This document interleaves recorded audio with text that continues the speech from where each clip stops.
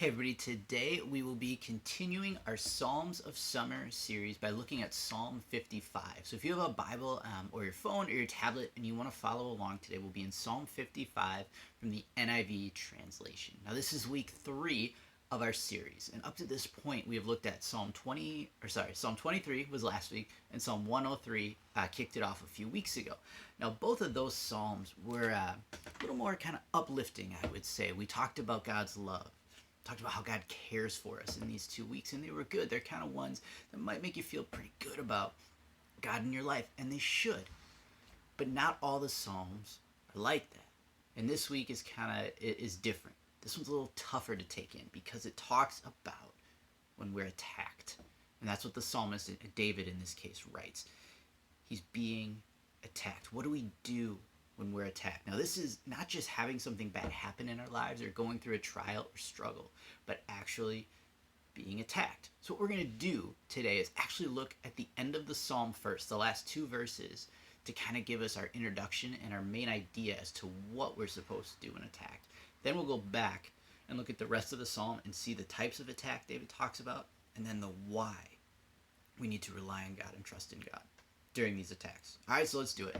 Psalm 55, like I said, we're going to start at the end. So let's look at 55 verses 22 and 23 to start us off, and we'll see where we go from there. It says, "Cast your cares on the Lord, and he will sustain you. He will never let the righteous be shaken. But you, God, will bring down the wicked into the pit of decay. With the bloodthirsty and deceitful will not live out half their days. But as for me, I trust in you." Now remember, this is all about David being attacked. So when he says cast your cares on the Lord, it means whatever is troubling you. And in this case, David feels like he's being attacked. And it says God sustains you. Now this isn't God taking everything away. This isn't God saying it'll never happen. Bad things won't happen. You'll never be attacked. We've talked about this in other weeks, that bad things in difficult times and darkness will still occur. But by God sustaining us, it means he'll help us keep going, keep us safe, protect us. And he's saying, God, you will do that. You will bring them down, the bad people, the people that have attacked me. God's going to bring them down, and you'll sustain us.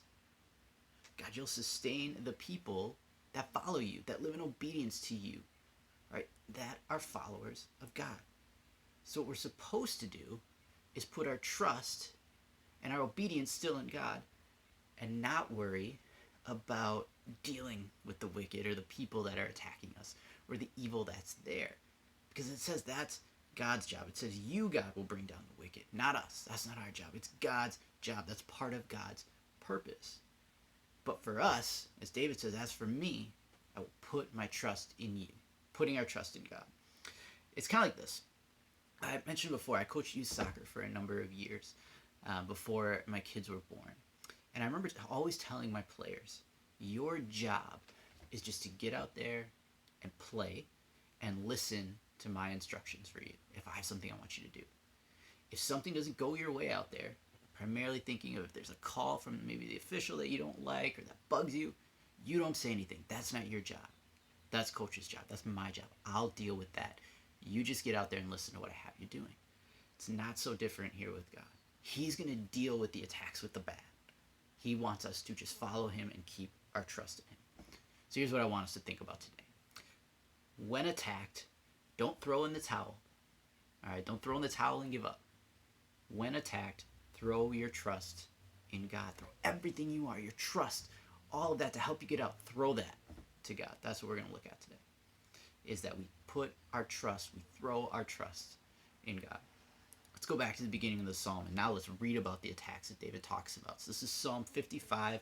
We're going to start with verses 1 through 11. "Listen to my prayer, O God. Do not ignore my plea. Hear me and answer me. My thoughts trouble me, and I am distraught because of what my enemy is saying, because of the threats of the wicked, for they bring down suffering on me and assail me in their anger. My heart is in anguish within me. The terrors of death have fallen on me. Fear and trembling have beset me. Horror has overwhelmed me. I said, oh, that I had wings of a dove. I would fly away and be at rest. I would flee far away, stay in the desert. I would hurry to my place of shelter, far from the tempest and storm. Lord, confuse the wicked, confound their words, for I see violence and strife in the city. Day and night they prowl about on its walls. Malice and abuse are within it. Destructive forces are at work in the city. Threats and lies never leave its street. This is attack number 1, and this is a known enemy. This is a hostile group, somebody that is expected to oppose. All right, now this is difficult. It's hard because we don't like to think about the fact that we have people that oppose us, that are enemies. And that's what David is getting at, though. It's a known enemy, and what they're doing is saying terrible things. They're slandering him and coming at him. And this might cause crazy inner turmoil and stress inside, but it originates from the enemy outside. That's the point. Now, this part, some people would say either fight or flight. I've heard that before, right? Fight or flight kicks in. One response would be to fight, to take a swing back somehow. We're going to get to how we're not supposed to do that later. But what David talks about here is actually the flight piece. He says, I could be like a dove, have the wings like a dove, to fly away and stay in the desert. Literally just fly away. The thing is, wild doves were actually known to nest in the remote, inaccessible areas of cliffs and deserted regions. You could not get to them. That's what he's saying. He wants to go that far away. He wants to just hole up and be gone. And this seems like a totally normal, reasonable response. The attack, the slander, the pain, it is sweeping. It's raging like a storm. It doesn't seem like it's letting up, so he just wants to go. But he's not supposed to. He's got to stay and put his trust in what God will have him do. And it's hard because David's saying, I can see it right here in my city, in God's city. That's where this is happening. So he's saying, God, okay, I can't run. Confuse, confound their voices. This is a reference probably back to Genesis 11 and the Tower of Babel story. If you're not familiar, in this story, people wanted to build a tower to reach the heavens and make a name for themselves. God saw that and said no. So what he did is confuse their languages. They all spoke different languages, so they couldn't communicate and continue to build. David is saying, confuse their words. Maybe then they can't slander me. Or if they can just stop talking, I'll be able to hear God more clearly. So he's asking God to just to help confuse the language. Stop letting them slander me. But he's being attacked by an enemy he knows is there. An enemy he would probably be expected to be attacked from. I watch a lot of nature shows with my son Jeremiah. We've talked about him before. He's a big animal nature guy. Loves it all, right? And there's one we watch on African cats, and there is a family of cheetahs in this movie. And it's the mom, and it's these 3 little babies. I'm going to talk about the little baby cheetahs for a second. They have a known enemy. At night, this movie tells you hyenas will come out and are a very real threat to these babies because they come and they would eat the baby cheetahs. So these little cheetahs know they have an enemy. They can't run. They can't get away because they're still too small, too young. They can't fight back yet because they're too small. So what do? They have to rely on the mama cheetah, whose name is Sita in this movie. And Sita is not a mama you would mess with. So they have to rely, they have to trust in somebody else to protect them, to keep them safe from a known enemy. That's not all that different from what we're supposed to do. With God, we have a known enemy, known opposition. We want to trust in God to handle it. Now, opposition for us today might come in many different forms. You may experience somebody directly attacking you verbally in some way, shape, or form. I feel like, man, they are just out to get you. Maybe it's for what you do, for who you are, you dress, who knows what it's for. But they're just coming at you. And I feel like this happens now, it seems like way more on social media. You know, it used to be back in the day before all that, it was like locker room or hallway talk where somebody was, dissing somebody behind their back. Well, now it's just, you just put somebody on social media and you just put them on blast without thinking twice about it. They can come at you so easily. Or maybe it's more subtle ways, maybe it's passive-aggressive comments or something like that, but they're coming at you. None of them are easy to deal with. None of them are pleasant. All of them are painful, and it hurts when we are attacked. But our response is to be the same. To put our trust in God, to not just run and hide, but to put our trust in God in the face of slander, attack, opposition, and let Him guide us through it. Let Him work us through it. Right? So when we're attacked by a known opposition or known enemy, to trust in God, as we said. Throw our trust in God, right? That's attack one. There's a second type of attack we're going to hear about. This is Psalm 55, 12 through 15, just a few verses here. It says this: "If an enemy were insulting me, I could endure it. If a foe were rising against me, I could hide. But it's you, a man like myself, my companion, my close friend, with whom I once enjoyed sweet fellowship at the house of God as we walked about among the worshipers. Let death take my enemies by surprise. Let them go down alive to the realm of the dead, for evil finds lodging among them." This is betrayal. Straight up betrayal. Right? Attack one was from a known enemy, somebody you would expect maybe to oppose you. Now that's not fun or easy, but I think that kind of attack is actually easier to stomach than this one, because this is one that comes from a close friend, a confidant, a person like you maybe. Someone, as it says, enjoyed spiritual fellowship at the house of God. This could be a ministry partner, somebody you have done things in the church right alongside. This hurts. This is brutal. It's usually out of nowhere. This just sucks. We don't know who David specifically is writing about here. Nobody's really sure. But it's kind of interesting David writes this, because if we remember a few weeks ago, we talked about David committing adultery with Bathsheba and then basically setting up her husband Uriah to be killed in battle. David did that. David betrayed Uriah. Now, he was killed and didn't know it was David, but David in essence did this. I don't know if they were that close, but it's a similar kind of idea of betrayal. All right? It's this thing of it's surprise and painful and hurtful. It causes people to lack trust. I don't think David would have an easy time trusting others after feeling this type of betrayal. So what the response might be, the normal response, is to take a swing back for vengeance, for revenge. And that's what he says in verse 15. The psalmist now links this betrayer and the enemy from the first part all together. Now they're just all his enemies. They're all opposed to him. And what he wants is them taken down to what's called Sheol, the place of darkness after death. And he wants it done by surprise. He wants them down there where the spirit of darkness lives.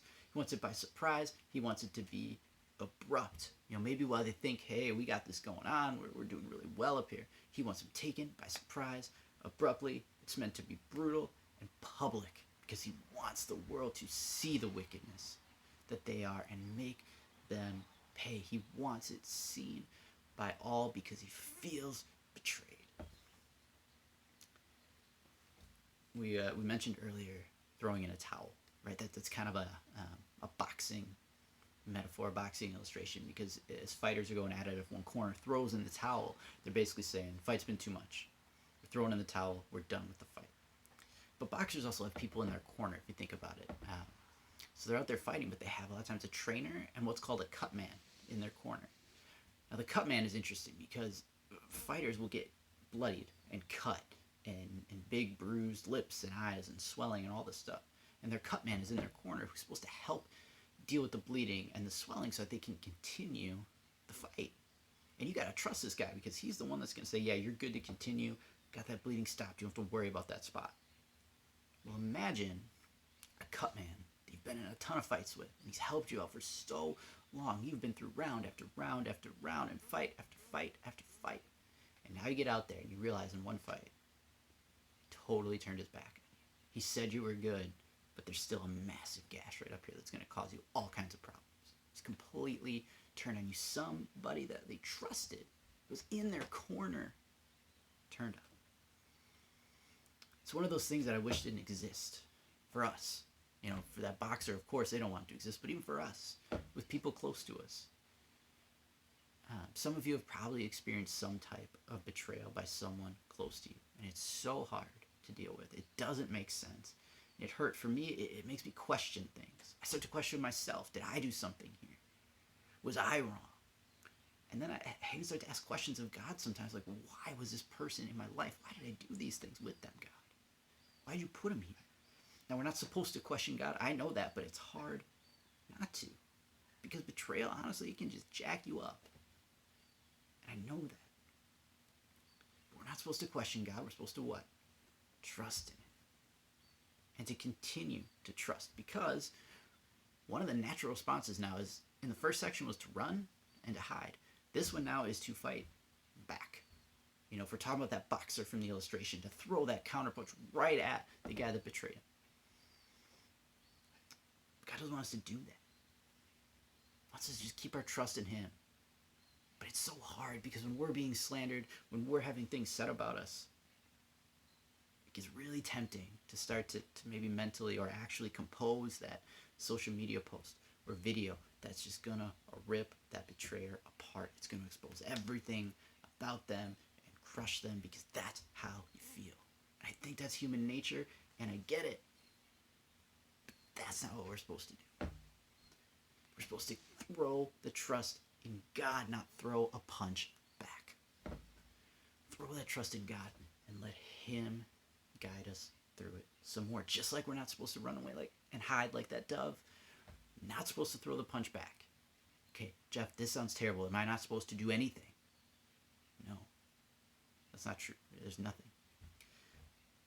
You put your trust in God. Put the trust in God. We're going to see why finally. Why? What is God going to do? Is He going to do something about this?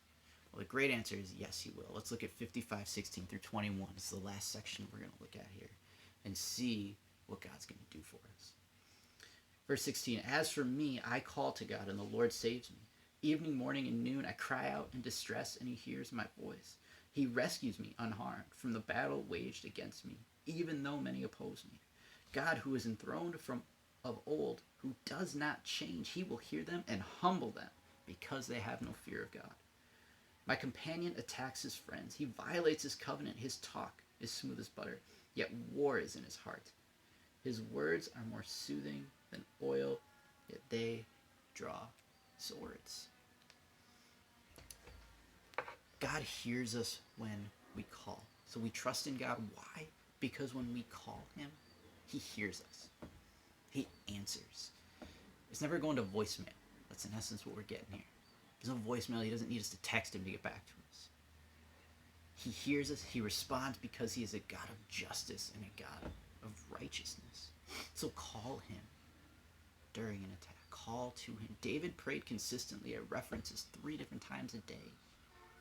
No matter how big the enemy, the attack, or whatever is going on, God rescues. God protects. God is there. We can trust Him. God is still the same God as it says enthroned of old. It's the same God that He was and the same God He's going to be, which is one that is a protector, one that's going to hear us, one that's going to be there for us, one that is trustworthy. And He's also one that opposes those who don't fear Him, opposes those who oppose Him. The people that are too secure in what they have on their own, that they don't think they need God. Those that are too set in their own sins to want to change, that don't think they need to change, so they keep sinning against God. And those that just don't care how they hurt others, how they hurt God. God is opposed to them. The people that attack and betray followers of God are opposed to God. God opposes them. But here's the really cool thing about God. God will never be like that betrayer or like those enemies. He can't be. All right, as it says here, right, that the enemy, the betrayer, is one that's a smooth talker. You know, words like butter. You know, you kind of see the guy with the smile and he just chat it up. It sounds great. You know, the talk was smooth like oil. Oil was used to smooth things out back in the day. But those words were actually meant to harm. God doesn't work like that. God's words, God's promises are honest. They're true, they're reliable, and they're more than just words. They are a foundation that we can stand on. They are something that we can build our lives on, something that we can trust in. So when we're attacked by either a known opposition, or by somebody that was close to us and we're betrayed, we stand on God. Call to Him. Go to Him. Yes, I always tell you just about every week spend some time with God. Yeah, well, I want you to do it. And I think we should. Again, it doesn't go to voicemail. He answers. And then keep going to Him consistently, constantly. He's answered before. He'll answer now. He will answer again. And then guess what? He will deal with those that have attacked you. You don't have to. He doesn't like those that oppose Him. He will handle that. That is not part of what we have to do. We don't have to concern ourselves with that. We just concern ourselves with keeping our trust and our obedience and our focus on God. He's reliable. He's not a sweet talker. He is a complete straight shooter, but He is one that is more honest and trustworthy than anyone else we will come across. So go to Him. Give Him your cares, your worries. Give Him the attacks coming against you. Give Him your trust to handle. So if you feel attacked at all in any way, a couple things.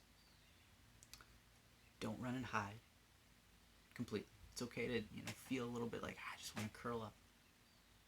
But don't just think just running away and doing nothing is the way to go.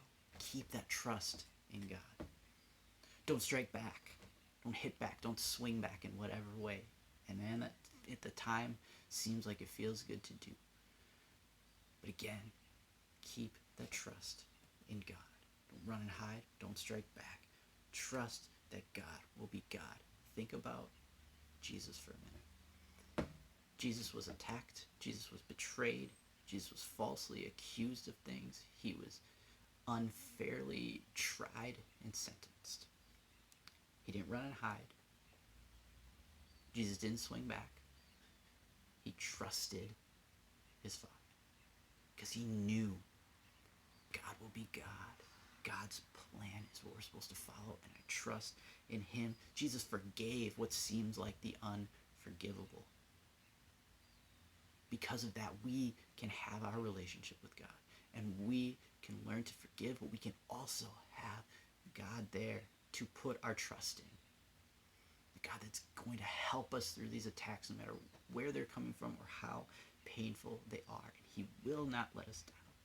God sustains, He protects, and He will deal with the attackers in His way. So don't quit. Don't fire back. Don't throw in the towel.